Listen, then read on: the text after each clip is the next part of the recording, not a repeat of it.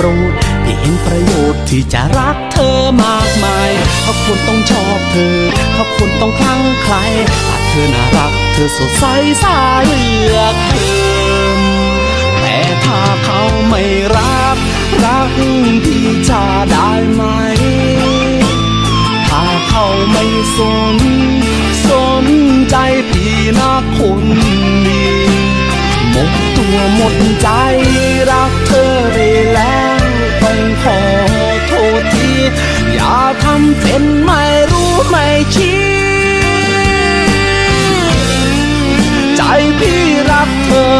จังเลยหากทำเป็นไม่รู้ไม่ชี้ใจพี่คงเจ็บใจ